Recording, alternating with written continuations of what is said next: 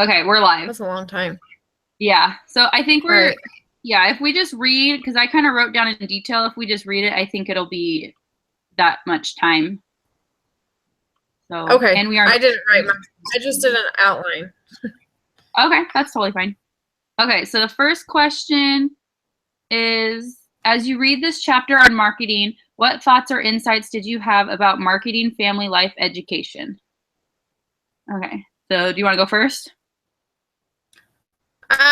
For me, I think just that it's really important your targets, because when you're presenting a family workshop, you don't want people coming to that workshop that it's not going to add to the workshop.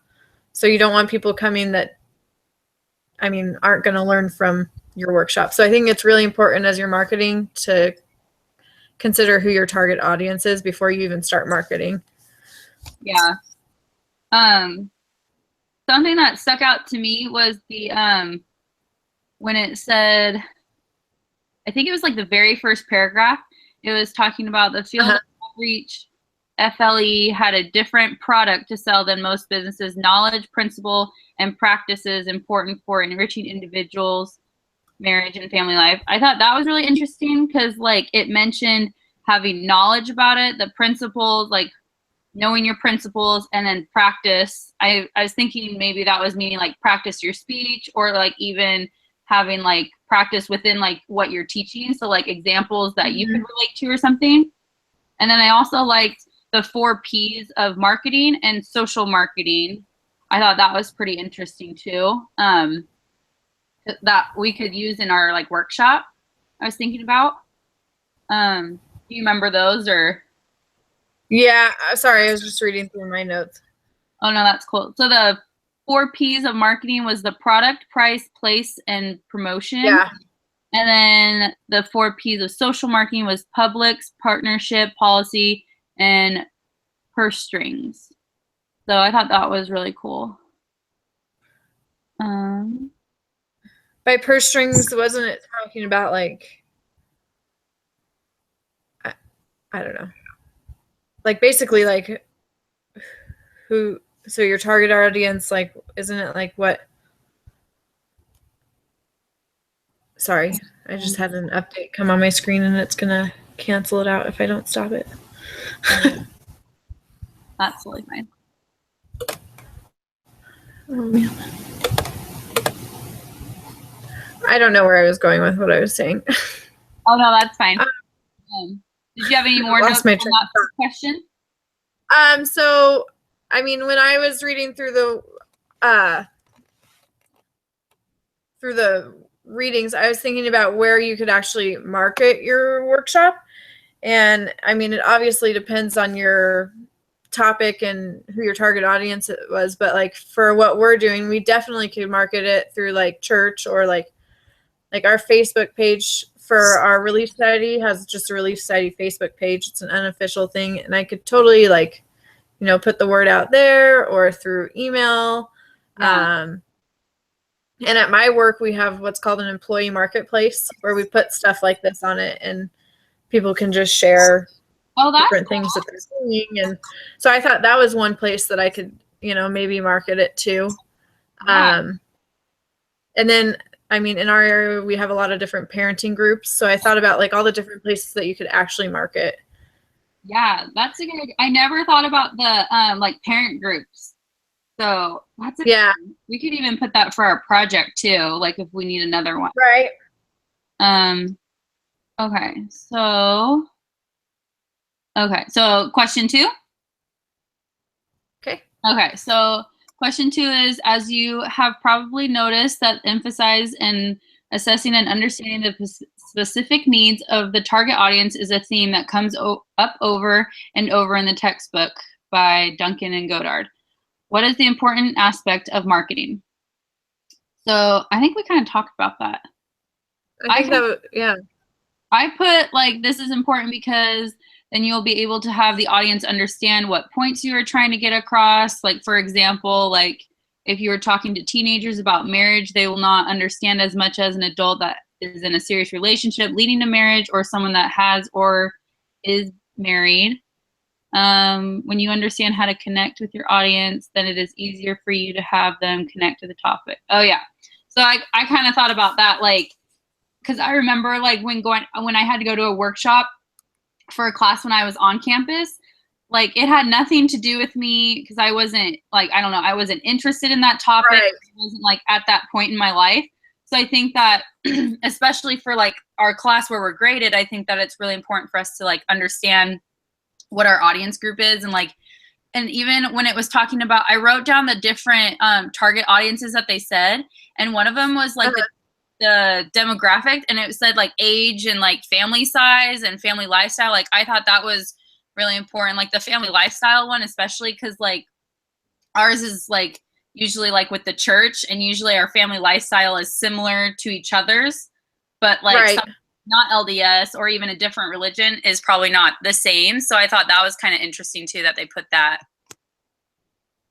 To go along with that, like for me personally, I'm divorced, and I went to a workshop for co-parenting, and even just with me, I mean, ours was a domestic violence situation. Like co-parenting just, it didn't make sense for our situation, but the courts forced us to go to this parenting class that really was no use to us because, I mean, we couldn't even apply what was being taught really because of the domestic violence aspect of our relationship. And rather than the courts taking that into consideration, we went and wasted all our time at this co-parenting class and got nothing out of it. And we had to take it separately. We weren't together like most parents are supposed to be, you know. Mm-hmm. So they didn't really take into consideration the target audience. And the courts didn't, for sure. So it can be frustrating, and not only for the participant, but for the instructor when the target audience doesn't exactly fit. Yeah. So I think that's super important to keep in mind. Wow, that's really interesting. That's cool. So when you're marketing, you need to be very specific as to like what your targeted audience is when you're marketing, not just put out this is a marriage course, because then everybody's like, oh, okay. I mean, we need to market it as it's an LDS marriage, you know, so that people don't come and they're like surprised to hear gospel topics, you know? Yeah. I wonder, since you mentioned that, I wonder if we should ask the instructor if we should put that in like the title, or I don't know, like somewhere in our write-up, if we should write something like that. On mine, so I had to take, this is my second time taking this class because last semester our personal life just went up in flames. But so on my marketing sheet, I actually made a little flyer, and on it I put the disclaimer that we're supposed to put on our stuff, that this is a BYU workshop presented by BYU students, so that they kind of had an idea that, you know. Perfect. Okay. That's not for this week's stuff, is it? Huh? That's not for this week's stuff, is it, for like another week? I don't think so. Oh, okay. I don't think I saw it, but no. Okay. I think this is just like a marketing plan, and then we have to make marketing materials, I think. Okay. But perfect. Well, that's really interesting. But it's set up different than when I took it before too, so. Yeah. Well, that's good to know though, because like that is really important, especially since you've already been in a situation like that where like it just didn't even make sense for you to take it. So no. Yeah, we'll have to definitely involve that. So okay.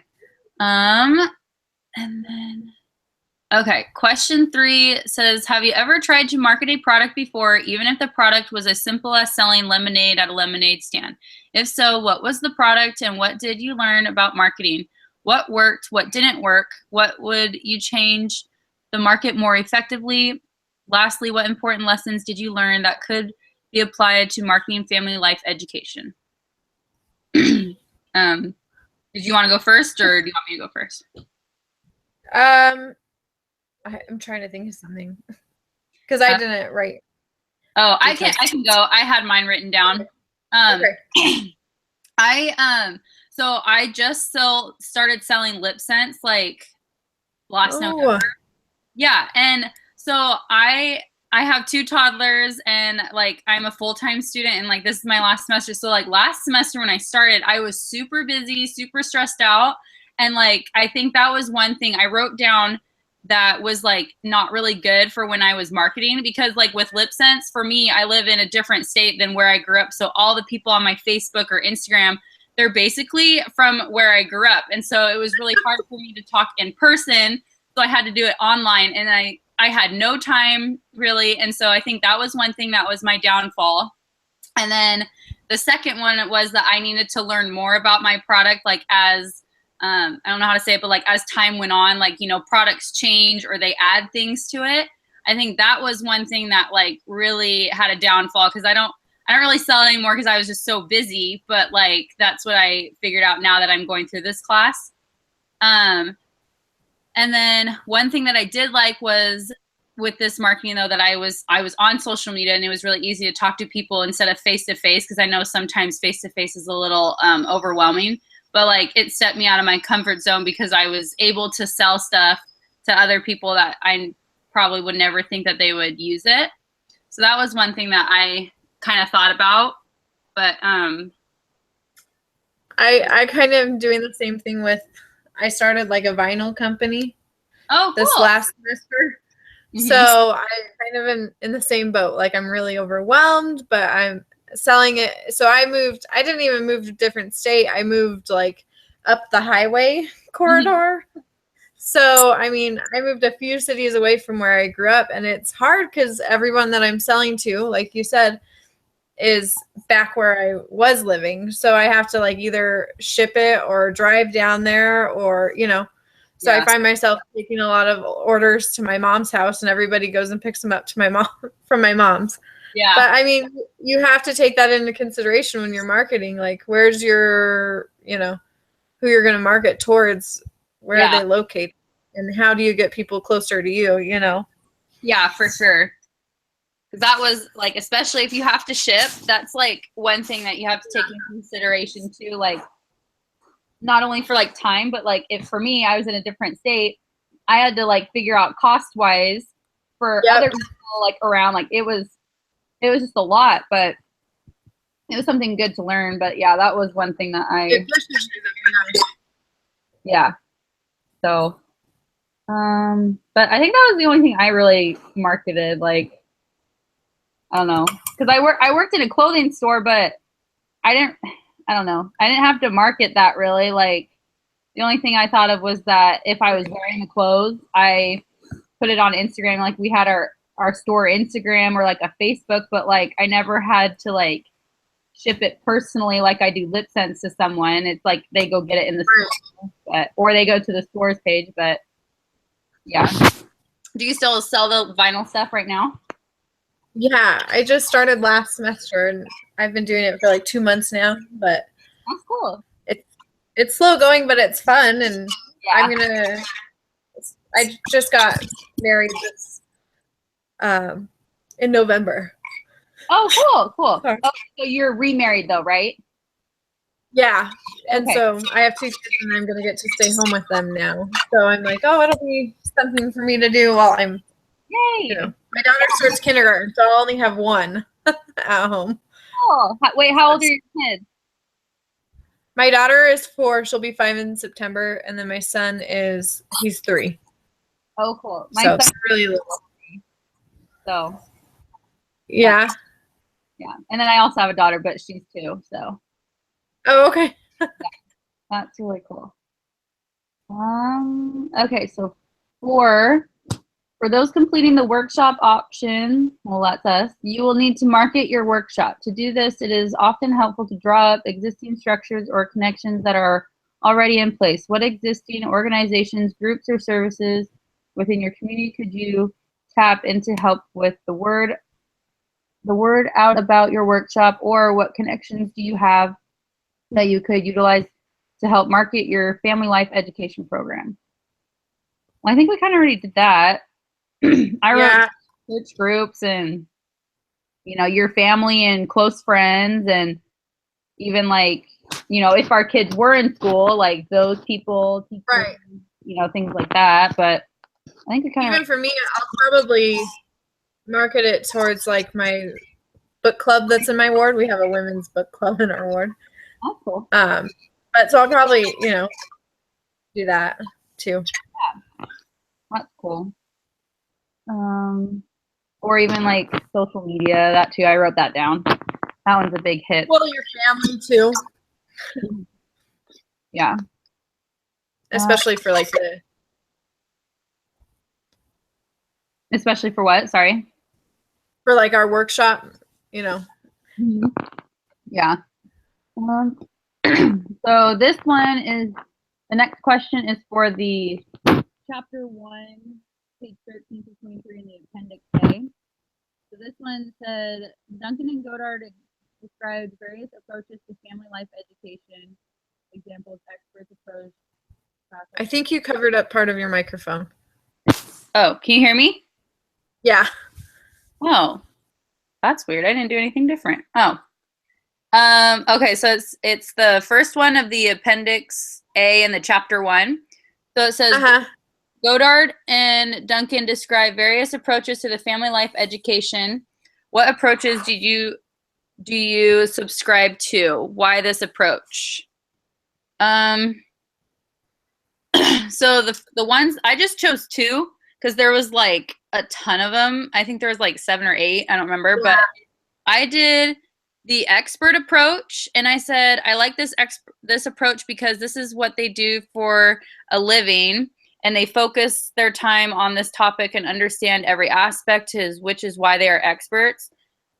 So like I thought this was like one of the number one things when you're doing research. Like obviously we want to find an expert because this is what they get paid for. They research, they do, experiments, like all that stuff. And then the other one that I wrote down was the interventionist approach. And I said, I like this approach because it has the audience take responsibility to watch or to put their learning into action.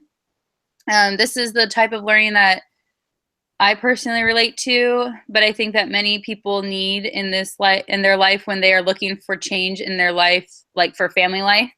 And then I said for our topic, the strengthening marriages, many couples have drifted apart or have lost hope that they need someone to hold their hand and guide them step by step through the learning process. So like I kind of was taking this as like if 2 people were married and they just like grew apart, they didn't really understand how to reconnect or like understand their spouse anymore. Like you could take, when you take like a workshop like ours, we could explain, do these certain steps and then hold them accountable. Like when they come back to like a meeting, or even like if people go to a therapists will do this where they set goals and then they do it throughout the week or whatever. And then they come back and they tell the therapist what they did, what their process was, like all that stuff. So I kind of thought that was a good approach, and it kind of works with our workshop if we have to be like, I noticed that you said in the thing that you want to go around and talk with the audience and see how they do. And I think that's really good because then it like keeps the audience in tune and like responsible for listening or taking notes, or like you can tell that they actually want to be at the workshop instead of just kind of like be there because they have to. So right.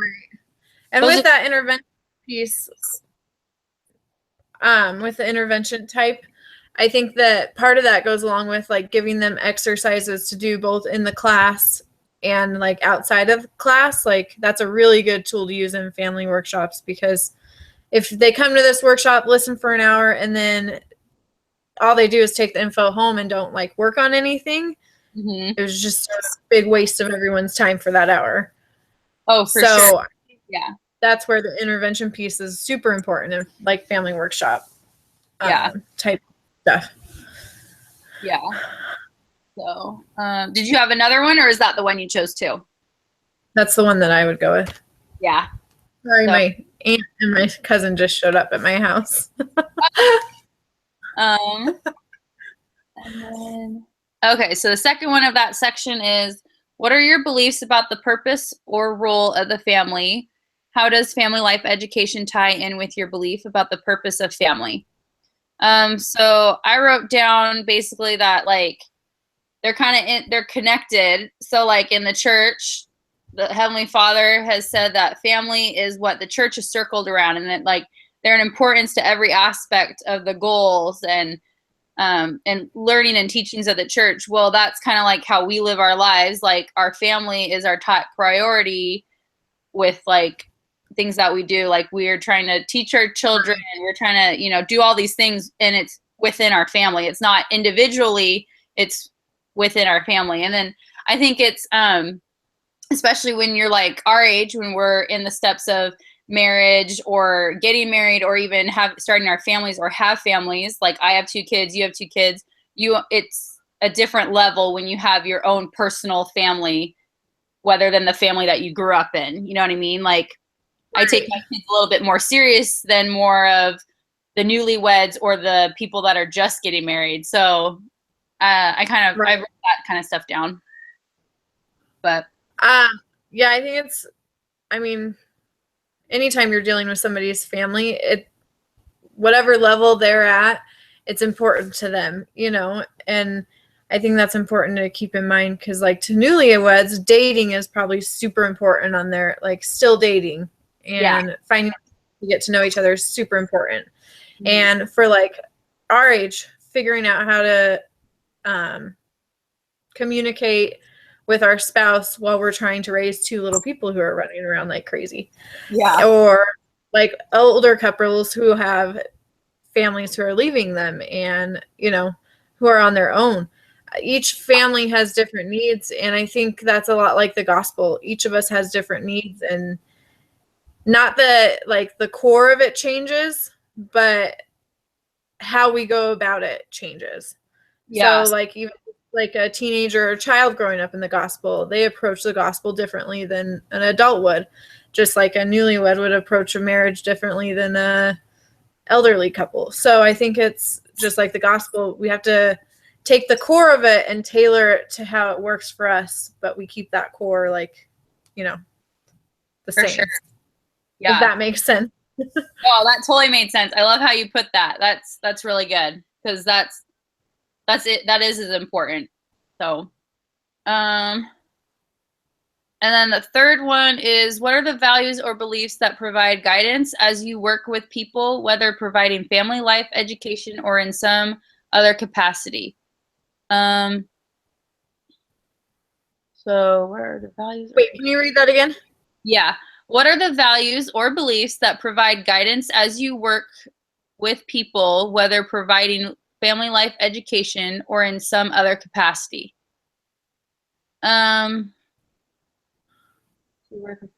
So I wrote down all of the principles. Did you read this section? Did you get to it? Mm-mm. Okay, so in this one, this was in the appendix thing. It was like at the very bottom of the reading. But it basically just said all these principles, and then like it gave descriptions of them. So like the first one was the principles of order. Behavior has predictable consequences. The second one was the principles of empathy. A fundamental act or caring is taking time to look at the world through another person's eyes. The principle of agency. People are free to make choices. The principle of monumentum. The pattern of one's life is defined by the accumulation of choice. The principle of loss. Sometimes the best choice to sustain and affirm life requires risk or sacrifices. Principles of integrity, acting consequences with internal principles of right and wrong, and out of compassion of all life's bundle builds healthy relationships. And then the principle of movement. Life is movement. The principle of goodness. There is an inclination in the human spirit towards life-sustaining behaviors. The principle of chaos. The world is not always tidy. The principle of readiness or change. Problems are best solved when family members are mentally and emotionally ready to grow, and when family members are feeling safe and valued. The principle of discovery. There are always more possibilities in our personal experience suggestions. The principle of synergy. When we act together, we discover possibilities that none of us would discover alone. The principle of legacy. Our ultimate well-being depends on making an investment in others. The principle of evil. There is potential in evil in everybody. So those were all of them. And then the question was, what are their values or beliefs that provide guidance as you work with people? Well, I thought they all kind of. I mean, you need all of them. Yeah, because like, well, for like our topic, like marriage and like family, basically, you need all of them. Like they're all talking about working together and having like the same goal. Right. Yeah, and then like I think the agency one though is super important, and that might be one that kind of gets swept to the side. I'm reading. It's a book by John, by the way. It's called Behind Every Good Man. Yeah. I don't know if you've read, but he talks a lot about agency and how you can't change someone else, but you can change yourself, or you can change the way that you're approaching a situation. And I think that maybe in marriage courses that kind of gets lost a little bit. Like you're so like, this is what you need to do. This is how you need to do it. But you forget that the other person has choices too. Yeah. So, I mean, a lot of it, you need to remember that agency as you're teaching. And so for me, that's a super important one. Yeah, I thought of that one. Like when you were saying like you can't change the other person, you just need to change yourself. I think that's really important in marriage because I think a lot of people think that, you know, marriage is going to be easy, but then when something hits and it's hard, you think it's the other person when it's really probably you need to change your perspective. Or like there was one where it said, where was it? It was like looking through the other person's perspective. Like I think that one's really important, especially if we're talking about our topic of marriage. Like I think that one's really important because like my husband sees things completely different than like I do most of the time. And like I sometimes think he's wrong, or like he thinks I'm wrong. But you know, like it's really important to think about the bigger picture of working together and compromising. I think that's really important too. Right.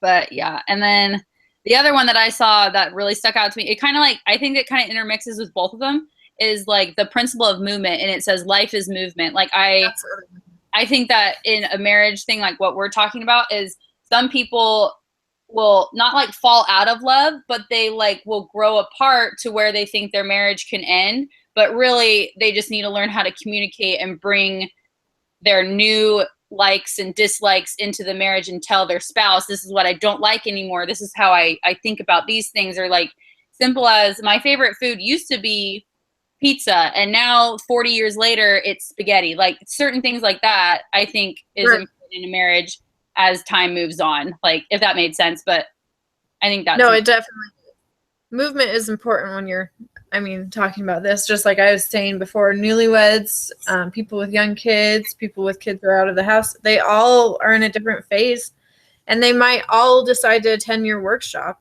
And sometimes there's couples who aren't necessarily even having marriage problems to their minds, but they want to just come learn and like, how can we grow too? And I think that we can also incorporate that into the workshop too. Oh, for sure. Yeah, that's super important. Okay. And then the last one, oh, I guess I didn't write any notes for this last one, but it says an important part of family life education is helping to motivate those you work with.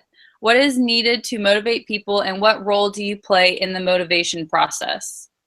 I did write down some stuff. Okay, you can go ahead if you want. I think so. For like what is needed to motivate, I said I think you as the instructor need to have the right attitude.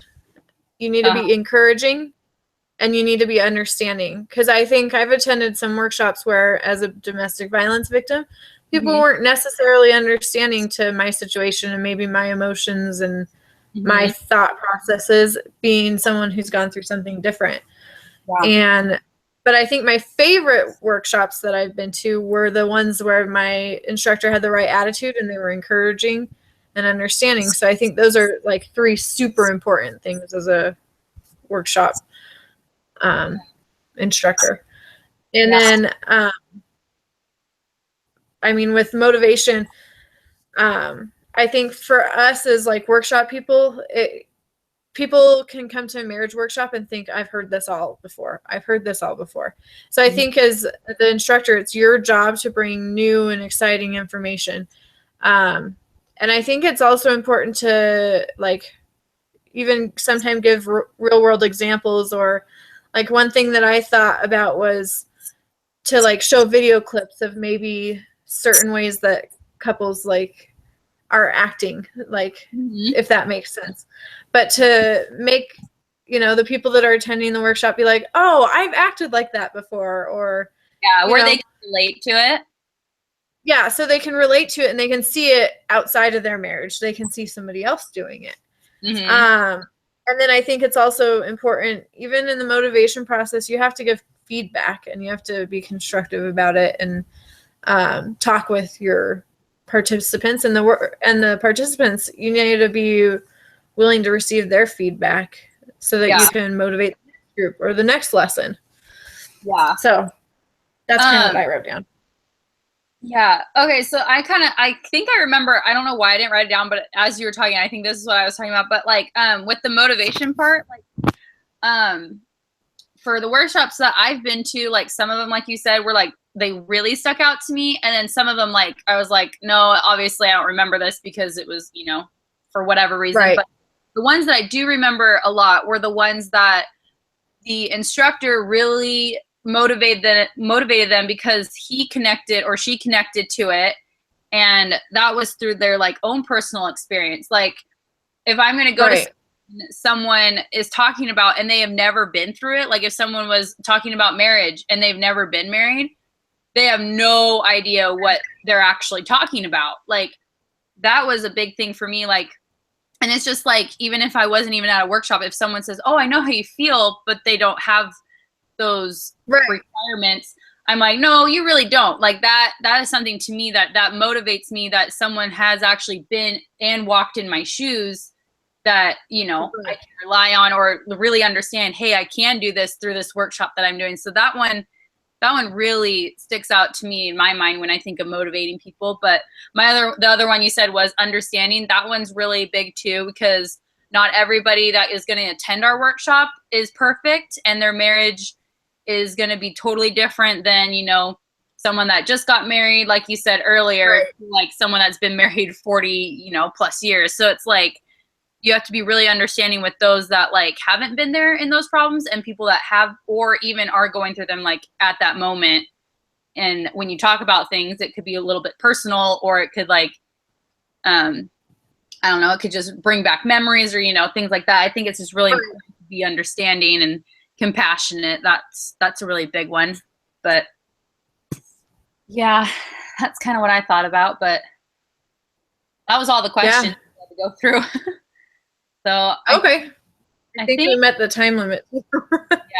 Well, I think if we didn't, it's fine because there's only 2 of us. So maybe next time we meet, if it's we started at 9:45 or 8:45, so we definitely met it. Oh, we're good then. Okay, so I'll stop broadcasting.